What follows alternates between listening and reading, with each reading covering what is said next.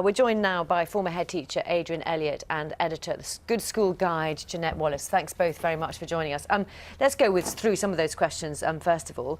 With regards to a tutor-proof exam, can an exam, do you think, be tutor-proof? I would have grave doubts about it. I think the very fact that a child has had the confidence of tutoring, perhaps over several months, really gives them a great advantage. And in fact, there's no doubt that research which has been done in the United States has suggested that you can't have a tutor-proof exam. Okay, because they're given experience, presumably. They're given the experience, and there's bound to be a bias in it. Jeanette?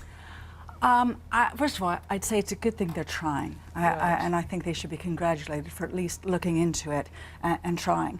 If you speak to tutors, they'll say, I can come up with a program for any test. But of course they would say that, that's their business. If you speak to Durham University, who design a lot of these uncoachable tests, they say that they can do a pretty good job of coming up with a sort of test that it's difficult, or it's more difficult to tutor for. And given your experience of looking at schools, what's the evidence? I mean, is the evidence that tutoring works? I mean, is it as simple as that? That's why people do it, because it works. It's like Adrian said, in a way, any sort of test experience, just doing practice tests, having a timed situation, having to concentrate for a long period of time, whatever the content of the tutoring, just doing that will help a lot. The sort of parents who are spending a lot of money on tutoring are also the sort of parents who are hyperventilating over their children as well. So it's sometimes difficult to pull out how much of it is the tutoring and how much of it is the parents, you know, really wanting their children to excel and perhaps having, you know, giving them extra help in other ways. Can I ask Adrian, how much do you think that this messes with which children are bright? In a way, what I'm asking is, you take two kids who are the same, you know, essentially the same intellect, as capable, potentially, give one tutoring.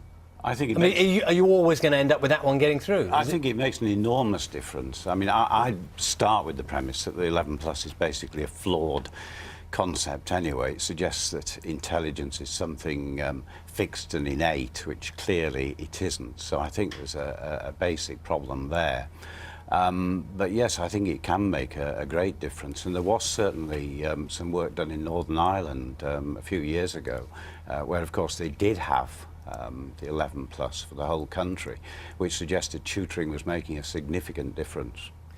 Janette, what about the schools that you talk to? Because I know you go into schools the whole time. What do they say about children, accepting children they know or presume have been tutored?